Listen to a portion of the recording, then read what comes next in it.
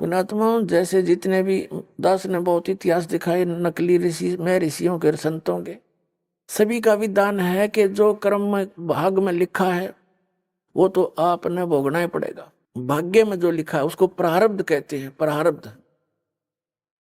अब प्रारब्ध में हमने जो दुख भोगने पड़ गए, फिर भक्ति की आवश्यकता क्या है? कौन करेगा भक्ति?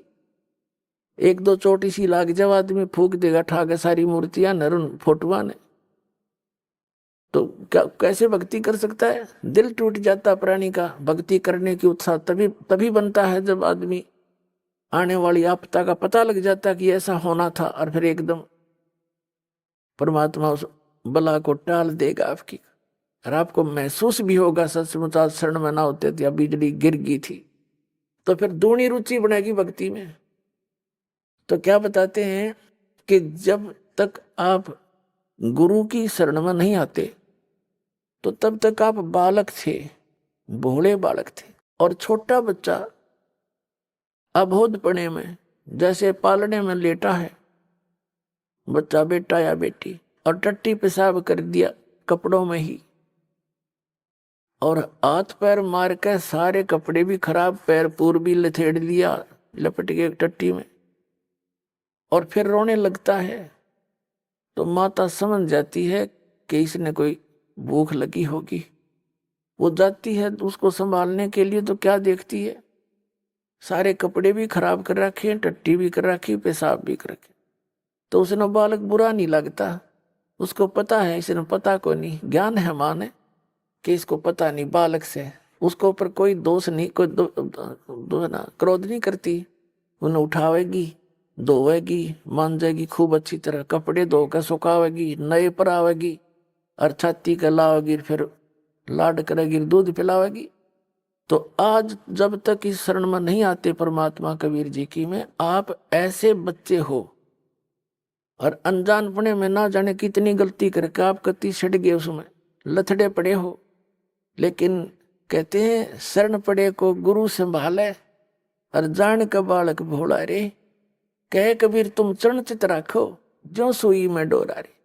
आपका इतना काम है, आपके जो प्रारब्ध में जो पहले के जितने भी पाप थे वो आपके साथ लपेट के भेज रखे काल ने, और जिसे पुण्य थे वो भी अंदर डाल दिए, तो आपके दोनों मिलाकर मिश्रण कर रखे। तो अब परमात्मा आपके उन पापों को धोएगा सारा ने, और फिर आपको समझ कर लेगा, और समझ करके फिर छीनने का लगा होगा, और सतलोक में ले जाकर दूध पियावेगा, यानी वहां सदा सुखी कर देगा आपको।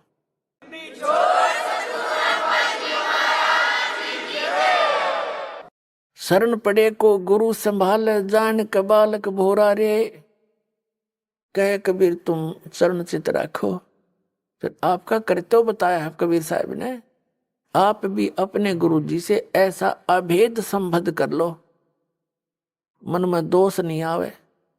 जिस दिन आपके गुरु जी के प्रति कोई विकार आता है, यानी कोई कमजोरी झांकते हो गुरुदेव के अंदर, तो उस दिन आपका नाम खंडित हो जाता है। और काल यही चाहता है कि ये एक बार संत से इसका कनेक्शन कट जा, फिर यो कितने धक्के खाए जाइयो, कहीं तेरा लंबा चौड़ा विस्तार का क्षेत्र है इसका, तो फिर इसको यही उलझा कर मार देता है। तो परमात्मा कहते हैं द्वार धनी के पड़ा रहे, धक्के धनी के खावे, 100 काल जगजोल ही पर द्वार छोड़ नहीं जावे। एक ये फाइनल फार्मूला है इस भक्ति मार्ग में। इस परमात्मा कबीर जी के धनी के द्वार पर पड़ा रहे और इसी के धक्के खावे, 100 काल जगजोल ही, कितना ही काल आपको झटके देता दिखे पर परमात्मा से दूर नहीं होना, यह बहुत बड़ी भूल हो जाएगी आपकी। जैसे हम अज्ञानता में यानी बगैर अध्यात्म ज्ञान के कई बार बहुत कमजोर सोच बना लेते हैं, और हम भूल जाते हैं कि हमने युगों युगों से पापों की गठड़ी बांध रखी है। और उसके लिए परमात्मा कहते हैं धीरे धीरे रे मना, धीरे सब कुछ हो, माली सी चैसो गड़ा तो समय आए फल हो।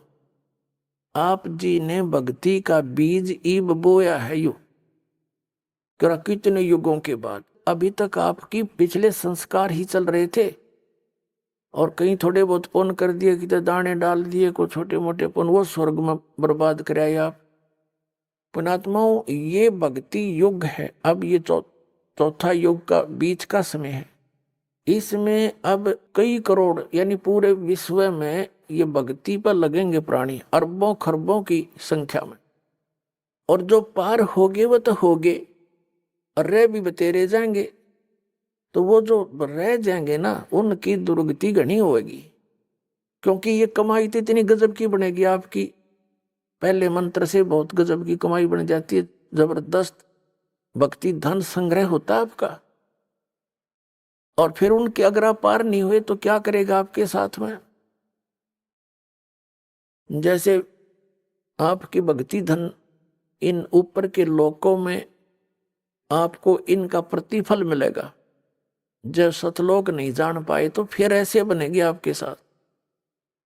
इस मूल कमल में गणेश जी का जाप है, आपको दिया जाता है। इसका भक्ति धन आपका इकट्ठा हो रहा है, और पार हुए नहीं तो आगे छड़ी यहीं रहेगी आपकी। फिर ये लुटेरे आपको टर्न बाई टर्न लूटेंगे। आप गणेश जी के लोक में जाओगे, वहां गण बना देंगे आपको, आपकी पूंजी होगी, रेस्टोरेंट तैयार है, उसका कमीशन है इन देवताओं का। जैसे होटल के मालिक होते हैं, उनका कमीशन होता है वो अलग से, यानी उसमें अपना नारा चार्ज लगाते हैं उस बिल में। तो आप कहीं किसी में 10% आपकी कमाई से, किसी में 15%, किसी में 20-25%, ये अपना लेते हैं, तब अपना गुजारा चला रहे हैं। ये कंगाल लोग है 21 ब्रह्मांड तक का उस सतलोक की दृष्टि में। और अब भक्ति के धनी लोग वहां जाते हैं, जैसे यहाँ कुल्लू मनाली में जाते हैं गर्मियों में सेठ लोग, और 10-20 हजार रुपये खराब करके उल्टे फिर आ जाते हैं मुंह लटका के कर्म क्षेत्र में। तो आप इस मूल कमल के मंत्र का जाप जो आपको दिया जाता है गणेश जी के लोक में, वहां ठाठ करोगे, यहाँ के नकली ठाठ। जब वहां आपकी ये पूंजी समाप्त हो जाएगी, उसके बाद आपको भेजेंगे ब्रह्मा जी के लोक में, क्योंकि उसका भी जाप आपने कर रखा है। वहां जब आपकी धन खत्म हो जाएगा, फिर जाओगे विष्णु जी के लोक में, क्योंकि उनका भी आपने धन इकट्ठा कर रखा है। फिर उसके रेस्टोरेंट में वहां रहोगे। उसके बाद फिर जाओगे आप श्री शिव जी के लोक में, उसकी भी कमाई करते हो, मंत्र जाप करते हो। फिर जाओगे दुर्गा जी के लोक में, और वहां भी जब समाप्त हो जाएंगे, फिर आपके 2 मंत्र का जाप और रह गया, ये 2 अक्षर का सतनाम का जाप। तो उससे जाओगे आप फिर ब्रह्मलोक में, इस काल के निज लोक के अंदर। वहां कई हजारों युगों तक आप उस ब्रह्मलोक में रहोगे। उस वहां इस ओम के धन को खत्म करके फिर वापस आओगे, और फिर इस सतनाम के अंदर जो दूसरा मंत्र है, इसने काल ने उस ब्रह्मलोक में जीव को धोखा देने के लिए नकली सतलोक, नकली अलखलोक, नकली अगमलोक और नकली अकैलोक बना रखे। तो उस पूंजी को फिर ये आपकी वहां बर्बाद कराओगा। फिर रह गया आपका जिसको सार नाम प्राप्त हो गया है, और वो पार नहीं हुआ। जरूरी नहीं कि सार नाम मिलते ही पार हो जाओगे, ये तो परमात्मा ने कहा है, राम नाम रटते रहो, राम नाम रटते रहो, जब तक घट में प्राणे, भाई कभू तो दीन दयाल के हे भनक पड़ेगी कान। परमात्मा कबीर जी कहते हैं, पाकी खेती देख के गर्भियो मत किसान, अब हूँ झोले बहुत हैं, घर आ ले तब जाने। कहते हैं या पाकी खेती देख के खेत में अभिमान ना करना किसान, अभी तक बहुत वर्षा ओले आंधी तूफान शेष है, ना जाने के बिजली पड़ जा, तेरे घर आ ले जब मानिए तेरे धन तेरे घर आ गया। इसलिए बताते हैं कि ये ना समझना सार नाम मिल गया तुम पारे होगे। सार नाम की कमाई और मर्यादा में अंतिम श्वास तक करते हुए, और एक विशेष कसक बनाओ सतलोक में जान की, तब वहां जाओगे। जा आशा तांबासा होई, मन कर्म वचन सुमरियो सोई। अब जो सारनाम जिसको प्राप्त हो गया, वो सारनाम प्राप्त प्राणी को एक विशेष बेनिफिट मिलेगा। उसको फिर जैसे आप जितने भी प्राणी यहाँ आए हो, जो सीधे आ रहे हैं, जिनको परमात्मा 600 वर्ष पहले दोबारा आकर मिले थे और उनको पुनः फिर भक्ति से चार्ज कर गए थे कुछ, ताकि यहाँ तक आपके मनुष्य जीवन होते हुए आ गए, एक विशेष बेनिफिट मिलेगा। उस आत्मा के साथ परमात्मा सदा रहेगा। लेकिन पार तो होगा इसी समय में। जैसे अब आप ये है वो स्वर्ण युग, ये स्वर्ण युग है इस मोक्ष का, तो पार तो होगा इस समय वो, लेकिन परमात्मा उसके साथ रहेगा। और फिर भी उसका दुर्भाग्य ही है, क्योंकि मोक्ष हुआ नहीं था, फिर नौके नंडले फिर ढोने लग गया। लेकिन दाता साथ रहेगा। जैसे हम पहले देखा करते थे, कई ऐसी दुर्घटनाएं हमारे साथ हुई और सेकंड के भी कुछ हिस्से में बचाव बन गया है, और वहां फिर हम सोचते रह जाते थे भगवान बड़ी जान बची। और ये हम जिन भगवानों की भक्ति करते थे इनको क्रेडिट देते थे, इनका वहां कोई रोल नहीं रहता, वो तो समर्थ एक ही है। जो बच्चा गौ की नजर में न्यू साई को संत, और भक्तों के पीछे फिर वो भगत वत्सल भगवत। तो कहने का भाव ये है कि जो अब पार हो गए तो धन्य भाग है उनके, और जो रह गए इस भक्ति युग में, यूं हजारों वर्ष चलेगा ये भक्ति मार्ग। ज्ञान एक रह जाएगा, समाधान भक्ति एक ही रह जाएगी। पूरे विश्व में एक रस हो जाएंगे तो भक्ति बहुत आसानी से बनेगी सबकी। फिर अब तो एक भक्त ने ये ज्ञान जाना है, समझा है, घर में विरोध शुरू हो जाता है। घर वाले आंख दिखाने लग जाए, नो के तू के पैदा हो गया, तने हमारी सारी मर्यादा तोड़ दी, तो कुछ भी पूजा नहीं करता, इन योर साधनाएं कुछ भी नहीं करता। तो इसलिए हमारी अभी भक्ति जो है झटकम पटकम चल रहे हैं, हम बस हंगासा कर रहे हैं। लेकिन ये हम चलते रहेंगे तो वो सेट हो जाएंगे, उनको मानना पड़ेगा। उनके साथ ऐसी घटनाएं घटेंगी और फिर यहाँ आते ही राहत मिलेगी, तो वो आपके साथी हो जाएंगे। और फिर जब एक रस हो जाएंगे हम, जैसे कोई सिख धर्म में जन्मा है तो सारे ज्ञान से जितना उनको ज्ञान उससे परिचित सब, यस नो प्रॉब्लम। जैसे हिंदू धर्म में जन्मा है, जो कुछ भी उसके ज्ञान है, जो क्रियाएं सब कर रहे हैं, नो प्रॉब्लम। तो फिर ये सारा कुछ ज्ञान एक हो जाएगा, एक मर्यादा, एक साधना, एक ही परंपरा हो जाएगी, फिर नो प्रॉब्लम। फिर तक जितने सांस लोगे परमात्मा की तरफ ही होंगे। बहुत आसान मोक्ष है, सबसे आसान काम यहाँ से मुक्ति पाना है, जो आज तक पहाड़ बन रहा था। इस मंत्रों से काम करते करते भक्ति करो, प्यार से रहो, सबको दुखी जानो, यहाँ सभी दुखी हैं, यहाँ सब लावारिस हैं, ये समझ लेना आप। लेकिन कद समझ में आओगी वो थोड़ा टाइम लगेगा। हम सब लावारिस हैं, हमारा वारिस सतलोक में है, और हम अपनी गलती करके इस काल का फंस गए। ये तो विलियन है, हर तरह से धोखा देकर हमसे सब क्रियाएं बाई फोर्स करवा रहा है। किसी भी कार्य को देख लो आप, संतानों उत्पत्ति बाई फोर्स कराता है, इतनी वासना पैदा कर देता, बलात्कारों तक कर जाते हैं दुष्ट लोग। तो कोई बात है या? और इसी कोई भी कार्य आप देख लो, सारा विवश करके करवाया जा रहा है। ये नहीं करोगे तो ऐसा नहीं होगा, ऐसा नहीं करोगे तो ऐसा नहीं होगा। और वो सतलोक है, जिस सुख की यहाँ खोज कर रहे हो वहां मिलेगा। जैसे यहाँ हमने कहाँ तक कोशिश कर ली, रिमोट लगा लिए टीवी चलाने के, अंगूठा नहीं, काम ना करना पड़े, मौज करें। लेकिन क्या एक रिमोट से काम खत्म हो गया? तो ये हमारी चेष्टा है कि हम काम थोड़ा करें, सुख गणा हो, धन गणा मिले, सुविधा सारी हो, और काम करना नहीं हो।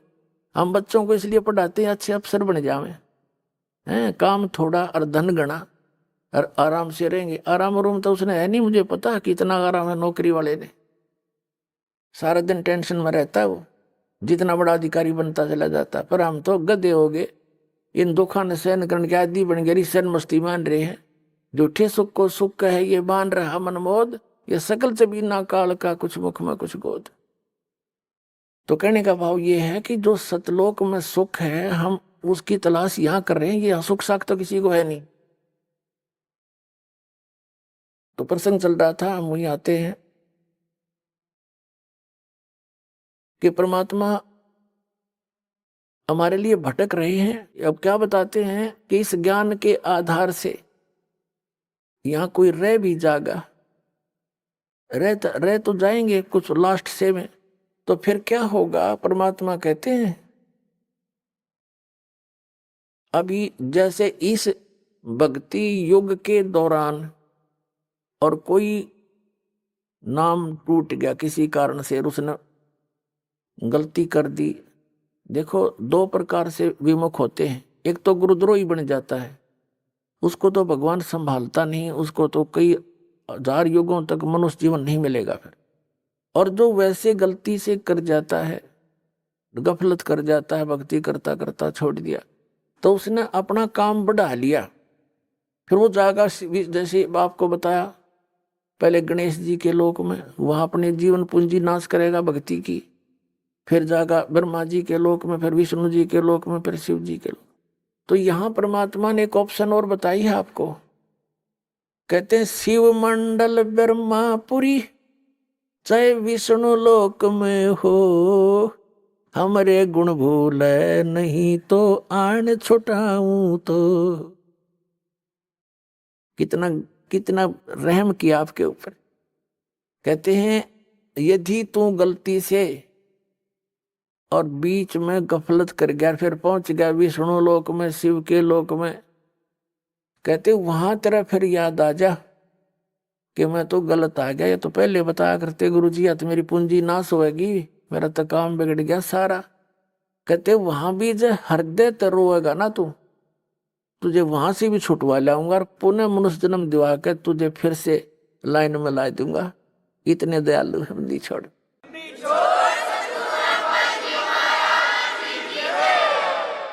शिव मंडल ब्रह्मापुरी चाहे विष्णु लोक में हो, और हमारे गुण भूले नहीं। ये गुण है भगवान के, ऐसा दयालु है, ये कर्म करने चाहिए, इनकी पूंजी हमने यहाँ नहीं प्रयोग करनी है, ये तो हमारे साथ धोखा हो रहा है। कहते ये गुण तरह याद रह गए वहां भी।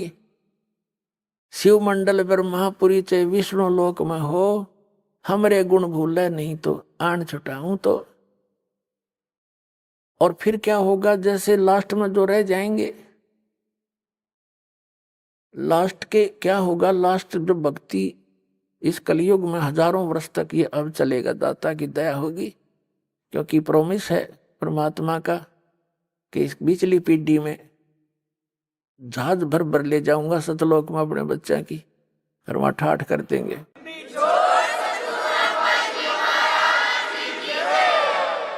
और पिछले लास्ट वाले फिर धीरे धीरे धीरे धीरे भक्ति कम होती चली जाएगी, गफलत में आते चले जाएंगे, सुख घना होगा, क्योंकि यहाँ पर सतयुग जैसा माहौल एक बार फिर बनेगा। और यू सुख भी इस जीव का दुश्मन है। कबीर साहब कहते हैं कि सुख के माथे पत्थर पड़ो, जिसते नाम हृदय ते जावे, और बलिहारी व दुख के जो पल पल नाम रटावे। कबीर साहब कहते हैं, हमें उदाहरण देते हैं कि इस यहाँ के नकली सुख में अंधे ना होना। कबीर साहब कहते हैं आग लगाए से सुख के, जिस तक भगवान ते दूर हो जावा। हे परमात्मा ऐसा सुख ना दिए जिस तक आप ते दूर हो, और ऐसा दुख बनाए रखना जिससे आपकी याद बनी रहे। बलिहारी व दुख के जो पल पल नाम रटावे। तो इस प्रकार परमात्मा हमें अपने उदाहरण दे देकर समझाते हैं कि यहाँ क्या सुख की ज्यादा डिमांड करने की आवश्यकता नहीं है। जब सुख घना हो जाता है, ये जीव परमात्मा से दूर अवश्य होता है। आप देख लो कितना बड़ा सेठ हो, ठीक है, कभी महीने 6 महीने में किधर माथा टेक आया, 10,000 रुपये दे आया, बस इतनी सी रह जाती है इनकी। ऐसे मंत्री हैं, मुख्यमंत्री हैं, प्रधानमंत्री हैं, इन मास्ता से है भगवान की पर भक्ति नहीं कर सकते ये। ठीक है कि माथा टेका हुए हैं फॉर्मेलिटी सी, क्योंकि जीव है भगवान के लिए तो रह ही नहीं सकता। तो वो भगवान अगर इस मार्ग पर उनको लगाना चाहो, आज नेड़े भी ना हो, उन्हें तो बकवाद चाहिए। अच्छी बढ़िया बढ़िया कोठी लंबी कार, सामने घूटी छूटी कलबा में बकवाद करनी, तो ये छोड़नी पड़े, तो वो छोड़ नहीं सकेंगे। वो जब छोड़ देंगे जब गधे बन लेंगे फिर को मार छुटवा होगा उनकी सारी। अपने आत्माओं जो प्रसंग चल रहा है वहीं आते हैं अब क्या बताते हैं, जैसे प्रसंग ये चला है कि आप जी इस परमात्मा के शरण में आए हो और आप कुछ धर्म पुण्य भी करते हो, क्योंकि हर तरह से ज्ञान दिया जाता है। और आप ये सोचते हो कि भी कई बार ऐसा सोच लेते हैं कि मैंने जो है ना नाम लिए भी इतने दिन हो गए, सतनाम भी मिल गया, पाठ भी करा दिया, ज्योति भी चढ़ा दी, और फिर भी कोई ना कोई आंट अडांस, यानी कोई ठीक होगी एकाधी तो हमारे कर्म की कोई इनको बनी ही रहती है, इतने पाप हमारे इकट्ठे। तो वो ये सोचे, कई तो ऐसे पता लगा जब अब तो इतना ध्यान नहीं रहता दास को, क्योंकि संगत ज्यादा होगी, भगवान के बच्चे बहुत हो गए। पहले 100-200 भगत थे शुरू में, और उनको इतने सुख दिए परमात्मा ने, अपने मुंह से बताया करते, उनकी जीभ का जुबान का थूक सूख जाता था सुख बताते बताते। और फिर वो आना ही छोड़ जाते, उनसे पूछा करता अन्य से, वो नहीं आए क्या हुआ। वो जाकर पता करते, आपको याद कर रहे थे गुरु जी, आप आए नहीं सत्संग में। तो वो क्या कहते थे कि हमने तो यह चीज मांगी थी एक, वह हमने मिली नहीं। अब परमात्मा कहते हैं, और साथ में ये उलाना दे, हमने पाठ भी करा लिया, 1 साल हो गया, नाम भी ले रखा था, ये ऐसे ऐसे हमारे साथ ऐसे हो गया। तो उनको फिर भगत समझाया करते थे कि आपको ये सुख भी हुए थे। कहा ये तो हुए थे, पर यूं तो ना होया, और तो हुए थे पर एक ना होया। अब कहने का भाव ये पुण्यात्माओं, ये भी ज्ञान की कमी के कारण मार खा जी। तो दास की चेष्टा ये रहती है कि आपको अध्यात्म ये संपूर्ण ज्ञान करवाऊं, और संपूर्ण ज्ञान होए बिना आप भक्ति नहीं कर सकते। कबीर साहब कहते हैं ज्ञान संपूर्ण होया नहीं और अर्धा नहीं छदावे, और देखा देखी भक्ति का यो रंग नहीं चढ़ ठहरावे। तो जब तक आपके हृदय में जख्म नहीं हो जाएगा कि स्थान के अतिरिक्त कितने ठिकाना नहीं है, ऐसा भगवान नहीं, ऐसा ज्ञान नहीं। और यहाँ भी कोई थोड़ी बहुत ठूठा है तो यह होने दे फिर इसने। इसका कारण क्या है कि जैसे इस तरह के अनजान व्यक्ति कह ही देते हैं, ये भी कर दिया जी, ऐसा हो गया जी, ऐसा नहीं हुआ मुझे। तो विचार करने की बात है। सर्दी के अंदर, सर्दियों के अंदर आप दिसंबर जनवरी के महीने में आपने स्वेटर पहन रखी है, जर्सी पहन रखी है, और फिर भी सर्दी लग रही है आपको, तो उसका क्या विकल्प है? क्या समझदार व्यक्ति होगा, क्या वो उस जर्सी ने भी उतार के धर देगा? अक मुझे ठंड भी लग रही है, मैंने जर्सी भी पहन रखी है।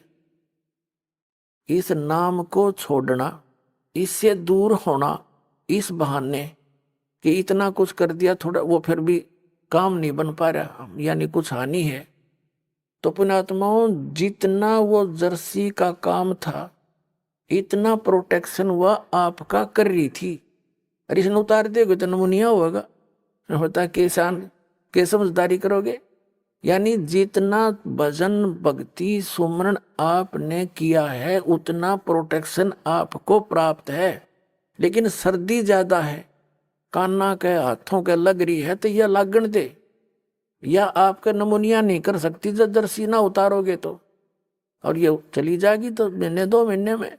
तो कहने का भाव ये है, जितनी भक्ति धर्म धन दान आप कर रहे हो, ये उतना ही आपका प्रोटेक्शन होता जा रहा है। और थोड़ी बहुत सर्दी, यानी पाप कर्मों की सर्दी घनी है आपकी, और थोड़ी बहुत की तो कान कून का लगे है तो लागण दे इसने, इससे बचाव बहुत है। जब दर्शिया तार दी तो नमूनिया होगा, मरेगा जल्दी, काम बनेगा। तो उसका प्रोटेक्शन क्या है? मान लीजिए जर्सी से भी सर्दी लग रही है तो कंबल ओढ़ ले, और यानी प्रोटेक्शन है बढ़ा इसका। यानी धर्म करते करते, भजन करते करते भी आपके ऊपर कुछ ऐसी वस्तु फिर भी थोड़ी बहुत लगती है आपको सर्दी कर्मा की, तो उसका प्रोटेक्शन कर, भक्ति है बढ़ा, धर्म बढ़ा। और द्वार धनी के पड़ा रहे, धक्के धनी के खावे, 100 काल जगजोली पर द्वार छोड़नी दो। ये है इसका इसका एक सीधा सा फार्मूला। इसने अपना के रखियो, ये आपको जो है कि वो इंस्ट्रक्शन दी जाती है सत्संग में, कहीं मार ना खा जाओ। तो इस प्रकार आप सोच विचार से चलोगे। कैसे? जैसे गीता अध्याय नंबर 7 के श्लोक नंबर 29 में क्या बताया है कि जरा मरण मोक्षाय ब्रह्म माम आश्रित यतंती ये ते ब्रह्म तत्व विदु कृष्णम अध्यात्म कर्म च अखिलम। इसका सीधा सा अर्थ है कि जो प्राणी, जो साधक मेरे इस ज्ञान का आश्रय करके कि तत्वदर्शी संतों की खोज कर अर्जुन चौथे अध्याय के 34वें श्लोक में कहा है, और तत्व ज्ञान भी बता दिया चौथे अध्याय के 32वें श्लोक में कि उस सच्चिदानंद घन ब्रह्म के द्वारा अपने मुख से बोली गई जो वाणी है अध्यात्म मार्ग की, वो तत्व ज्ञान है।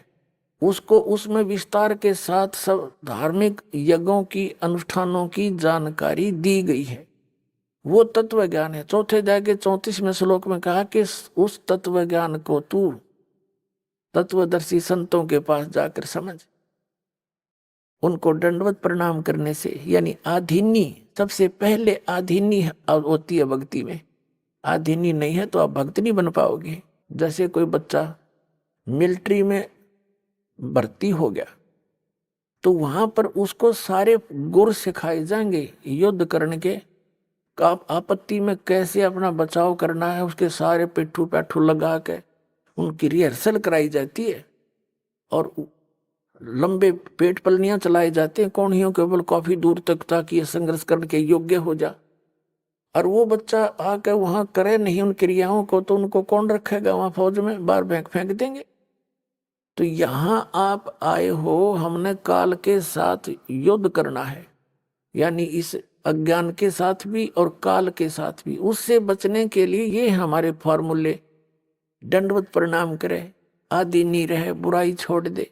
तो इन नैना नहीं करेगा तो फिर वो फौजी किसा, फिर वो भगत कैसा? तो आप जी को यहाँ रिहर्सल कराई जाती है। जब आप सतलोक जाओगे ना, यह काम आओगे आपके। अब आज जैसा भाव आपका इस दास के प्रति है, आपके शरीर छोड़ने के बाद भी वैसा ही रहेगा। स्वभाव तो अंतःकर सूक्ष्म शरीर में होता है।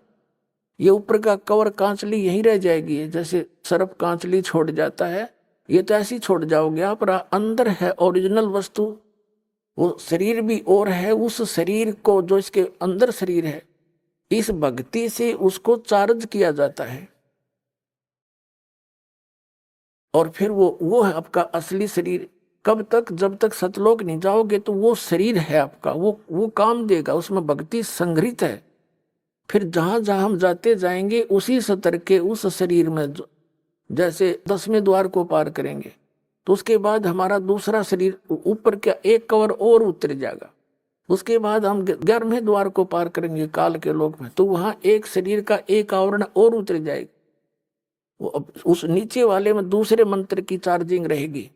फिर हम उससे जाकर के 12वें द्वार को पार करेंगे, तब वो दूसरे मंत्र वाला जो कवर जिससे चार्ज है वो भी वहां भक्ति वहीं रह जाएगी। फिर केवल तीसरे नाम वाला ही वो आत्मा के साथ जागा, और सतलोक में जाकर आपको तुरंत उसके ऊपर अन्य शरीर एट इट इज फिट हो जाएगा, जो वहां के हंसों का होता है।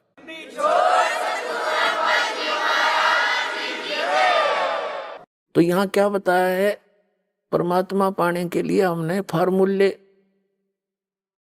जो गुरु बता रखे हैं भगवान ने, उनको अपना के चलना पड़ेगा। तो क्या बताते हैं कि कहे कबीर तुम चरण चित राखो जो सुई में डोरा रे। तो गुरु जी के प्रति आपकी धारणा ऐसे अभेद अटूट हो जानी चाहिए, आपकी श्रद्धा। तो प्रसंग चल रहा है कि सबसे पहले उसने बताया कि आधीनी से उनसे प्रसन्न करना तत्वदर्शी संतों से। फिर वो तत्वदर्शी संत तुझे वो तत्व ज्ञान बताएंगे। फिर 7वें अध्याय के 29वें श्लोक में हम फिर आते हैं। इसमें कहा कि माम आश्रित है, मेरे पर आश्रित होकर इस ज्ञान जो मैं बता रहा हूं, इसने कोई सिरोधार्य कर ले, ऐसी प्रयत्न करके उस तत्वदर्शी संत को खोज लेता है। माम आश्रित, मेरे पर आश्रित होकर जरा मरण मोक्षाए ये तंती, ये यानी जो जरा यानी बुढ़ापे थे और मरण माने मृत्यु से, मोक्ष माने छुटकारे के लिए ही ये तंती वो प्रयत्न करते हैं। तो वो कौन है? ते ब्रह्म तत्विदु, वे उस तत्व ब्रह्म को जान चुके हैं और कृत्स्नम अध्यात्म, पूरे अध्यात्म ज्ञान से परिचित है। कर्म से अखिलम, और सब कर्मों से परिचित है। क्या बताते हैं? सूक्ष्म वेद में भी कहा कि तुमने उस दरगाह का मैल न देखा, धर्मराज के तिल तिल का लेखा। तुमने उस दरगाह का महल नहीं देखा, तुमने उस धर्मराज के, उस न्यायाधीश के दरबार का पता नहीं। वहां पर एक एक श्वास का भी लेखा है, तिल का भी हिसाब न्यारा न्यारा मिलेगा। आपने सोच भी गंदी रखी है ना, वह भी लिखी पाओगी वहां पर। और आपने सोच भी किसी का भला सोचा भी है, कर नहीं पाए, वो भी आपका गुड अकाउंट में पाओगे। क्या बताते हैं? चिट्टी पायल बाजे पैर और साहेब सुनता है सब लहर। जैसे चिट्टी के कीड़ी के कोई घुंघरू बना के बांधे उस पहले थोड़ा घुंघरू के बनेगा, वह पायल बनेगी किसी बाल से भी पतली। और कहते हैं उसका भी यदि थोड़ा सा शोर हो गया, यदि पहले दोस्तों शोर हो ही नहीं सकता। कहने का भाव है कि अगर उसकी भी चाहे पायल का खुड़का, चिट्टी के पैर की पायल भी थोड़ी बहुत खुड़का करेगी ना, साहिब सुनता है सब लहर। कहने का भाव ये है, आपकी सूक्ष्म से सूक्ष्म भी सोच को वो परमात्मा खूब सुनता है। तो कहते हैं तुमने उस दरगाह का मैल नहीं देखा, धर्मराज के तिल तिल का लिखा। आपको सत्संग में बताया जाता है कभी अपनी नियत की श्री के दूसरे के धन पे या पराई स्त्री पे भूल कर सपने में भी नहीं करना। अपने मन को हमने परमात्मा के रंग में रंगना है। और यहाँ से चलते समय फिर यही बकवाद बहाऊंगी। जैसे त्रिकुटी पर गए, वहां तो काल का भयंकर जाल है, वहां डांस हो रहे हैं, बड़ी बड़ी स्टेज लगा कर सुंदर सुंदर लड़कियां नाच रही हैं। और आपकी जैसी वृत्ति यहाँ होगी, उड़े जा खड़े हो गई नौकर का थाने। इतने वो परमात्मा जालेंगे काल गोदी पकड़ के, अरे ठोक देगा उड़े, फिर ठा के स्वर्ग में अंडे जी धक्के खांदे। ये कर्मता संग जन्म हो गया हमने करता ने। तो ये जैसा स्वभाव आप यहाँ बनाओगे, ये आपके आगे काम आओगा। तो यहाँ बताया है कि जो वही व्यक्ति पार होगा जो पूरे अध्यात्म मार्ग से परिचित और तत्परम से परिचित। गीता अध्याय नंबर 8 के श्लोक नंबर 1 में अर्जुन ने प्रश्न किया कि किम तत्परम, किम अध्यात्म और किम कर्म पुरुषोत्तम। वो तत्परम क्या है, जो अध्यात्म मार्ग क्या है। अध्यात्म तो उसने बता दिया, तत्वदर्शी संतों के पास जाके समझ ले, वो बताएंगे। और तत्परम के बारे में 8वें अध्याय के 3 श्लोक में श्रीमद् भगवद गीता में कह रहा है गीता ज्ञानदाता कि वो परम अक्षर ब्रह्म है। इससे ये सिद्ध हो गया कि गीता ज्ञानदाता से अन्य है वो परम अक्षर ब्रह्म। और ये है वो तत्वदर्शी संत जो आपको कृत्स्नम अध्यात्म बतावेगा।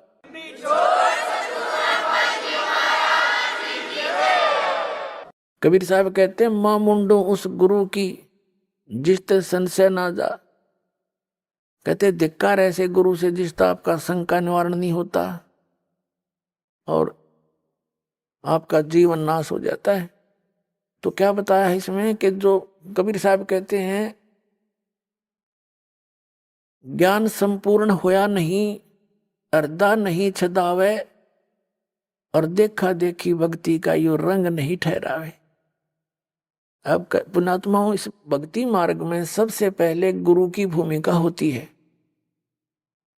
और कबीर साहब कहते हैं गुरु मानुष कर जानते ते नर कहिए अंध, ओवे दुखी संसार में आज्ञा काल के फंद। गुरु को मानुष जोग ने और करे चरणामृत को पान, ते नर नरक में जावेंगे योग योग हो समान। यानी गुरुजी को आपने एज ए गॉड ट्रीट करना है। पुणात्माओं, जो परमात्मा स्वयं आए थे कबीर जी, तो उन्होंने भी अपनी झलक किसी को, विशेष भगत को ही छोड़कर अन्य किसी को ये महसूस भी नहीं होने दिया कि वो स्वयं उतरे हैं। और वो खुद कहती थी वो परमात्मा भाई सतलोक में रहता है, वो सदा सुखदाई है, वो अविनाशी है, तुम वहां से आए हो, वहां जाकर ही तुम्हें सुख होगा, वहां जाने की विधि ये ऐसे है बस। वो तो स्वयं परमात्मा भी थे। लेकिन गुरु अलग होता है, परमात्मा भिन्न होते हैं। गुरु तो केवल उस परमात्मा से मिलाने वाला, आपको आपका एक मीडिया होता है, उस परमात्मा से मिलाने वाला होता है। परमात्मा अलग है, गुरु अलग है। लेकिन गुरु उस परमात्मा का कृपा पात्र होता है। अब परमात्मा कहते हैं कि आप जी ने यहां अपने गुरु जी को एज ए गॉड ट्रीट करना पड़ेगा, भगवान की तरह व्यवहार करना पड़ेगा। उनको भगवान मान कर रिहर्सल करने पड़ेंगे, अपने मन पापी को सेट करना पड़ेगा, आपके आपने दुष्विचारों को रोकना पड़ेगा। संघर्ष रिहर्सल है ये आपकी। यहाँ बुलाकर आपको यहाँ क्रियाएं कराई जाती हैं, दंडोत प्रणाम कराया जाता है, आपसे 2 पैसे दान कराए जाते हैं, और दान से ही आपको फिर यहाँ की सुख सुविधाएं मिलती हैं। कहते हैं देते को हर देत है, जहां तहां से आन, अन्ना दिया फिर मांगते फिर यो, परमात्मा सुने नहीं कान। तो जब तक हम दान नहीं करेंगे, धर्म नहीं करेंगे, तो आपको देगा कहाँ से? जैसे आप देखते हो एक तो कारों में चलता है और एक भीख मांगता फिर या कागज चुग गए। अब वो दे दिए बाबा, कोई चौनी ना दे, सैकड़ा में एक आधा को दे, जा 2 रुपये मुश्किल दे। तो कहते हैं देते को हर देत है।